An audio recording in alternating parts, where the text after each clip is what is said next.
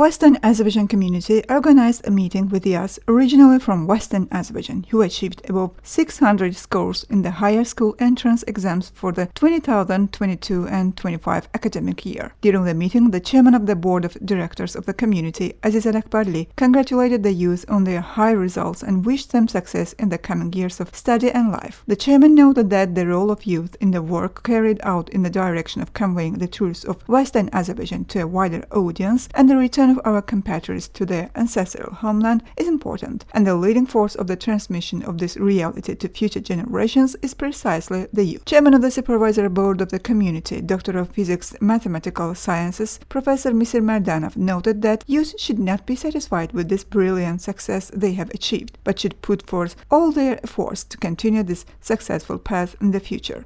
Mr. Merdanov said that he witnessed the commitment of Yaz to Western Azerbaijan issue from their enthusiastic participation in this event. Chairman of the Council of Elders, Doctor of Medical Sciences and academician Aliman Amiraslanov emphasized that Azerbaijani youth have always shown great interest in science and education. Other speakers, member of the Supervisory Board of the Community, Doctor of Physics and Mathematics, academician Fikret Aliyev, Deputy Chairman of the Control and Inspection Commission Shahin Ismailov, member of the Women's Council, Doctor of Philosophy Kenul Binyasada, member of the Women's Council, Legal Sciences, Dr. Professor Firuza Abbasova, member of the Board of Directors, Doctor of Legal Sciences, Professor Zahid Jafarov, member of the Youth Council, Sabina Khasayeva, member of the Council of Intellectuals, Doctor of Philosophy Etibar Aliyev, called on young people to be active to establish close ties with the community and to provide wider information about Western Azerbaijan. Applicants with high scores Amila Leskarov, Madina Dashtamirova, Nazrin Mammadova, Önder Jafarli, Banu Nabiyeva gave a speech and said that they agree with the opinions expressed and that they will show all their strengths through the road that awaits them, as well as in spreading the truths of Western Azerbaijan more widely. In the end, symbolic gifts of the Western Azerbaijan community were presented to the youth. Right of return is one of the issues in public international law which has caused debate among scholars. I believe every refugee, every displaced person has a right to return his place of origin. I think that right should be advocated in different platforms. Actually, at the moment, among scholars and other international organizations, non-refoulement obligations plays a main role in every aspect, but it causes some other problems in host states. For example, in UK, non-refoulement obligations have led to have parallel societies, and it caused other social and economic problems.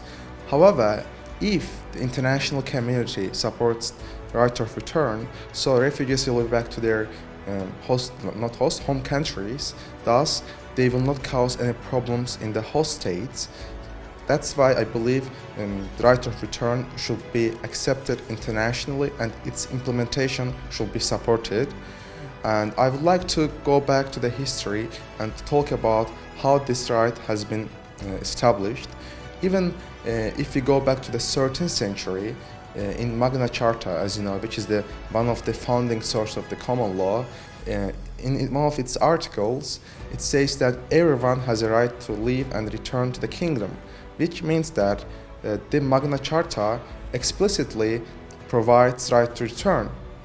And historically, as the time passed, different philosophers, different international lawyers and scholars has continued to support the idea of return.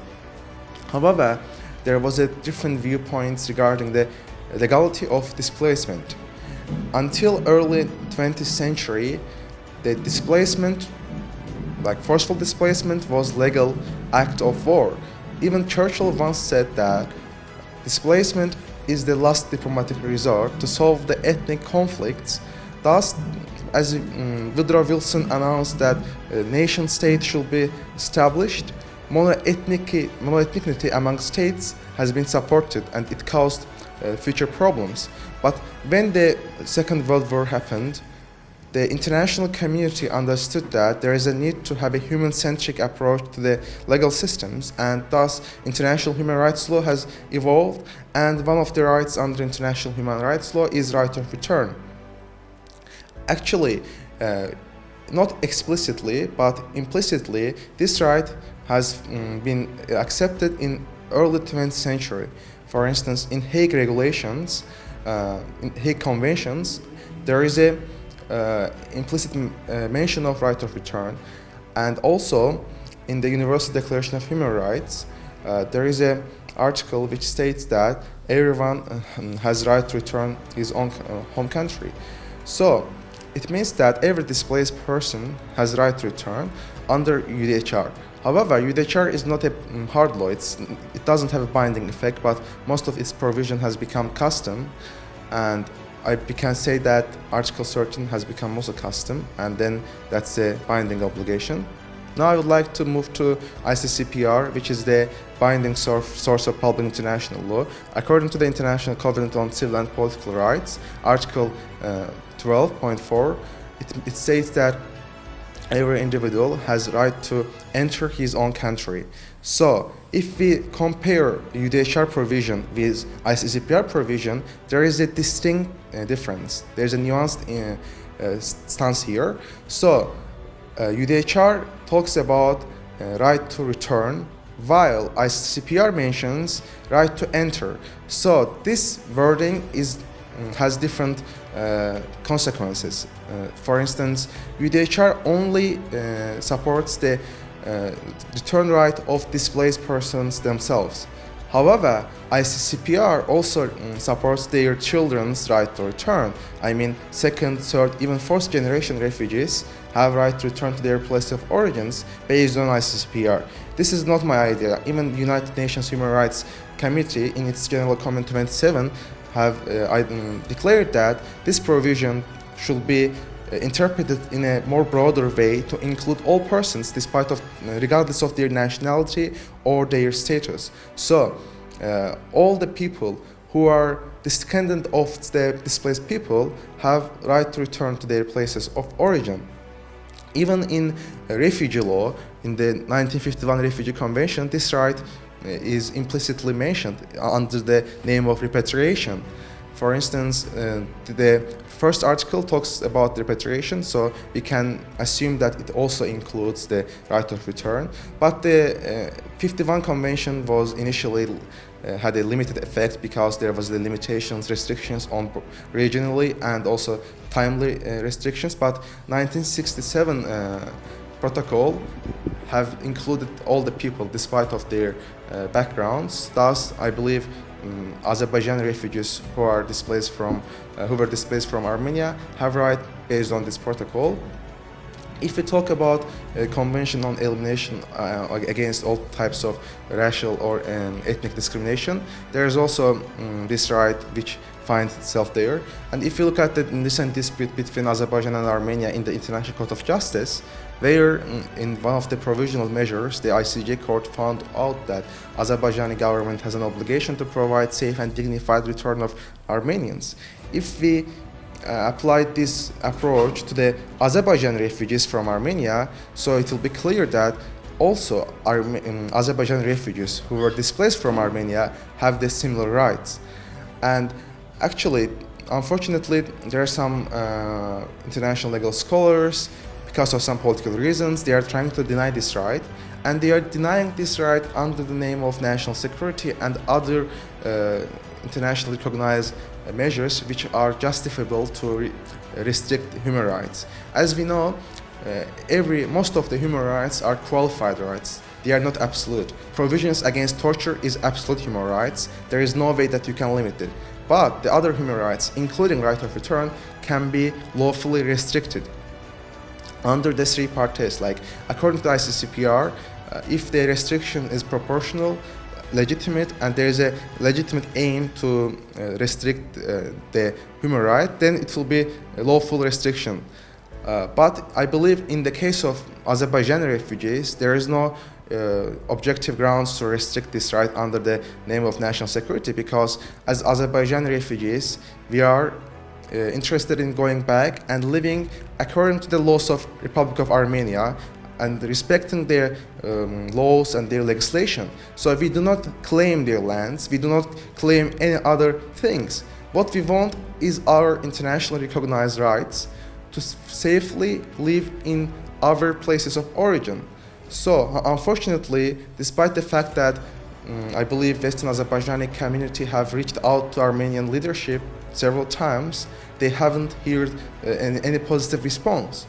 And I think this might be interpreted as a crimes against humanity or other crimes which might be under the jurisdiction of International Criminal Court, because in the Rome Statute it states that on its Article 7 other inhuman acts might be also a crime. So denying the refugees' right to return is continuous crime. So even if Armenia has joined the ICC, has ratified the Rome Statute in 2021, they are still violating their obligations. So I believe Armenian leadership can be found responsible for this violation, and thus they will have no choice to provide the safe and dignified return of Azerbaijani refugees. And we are willing to live peacefully with Armenians coexistently.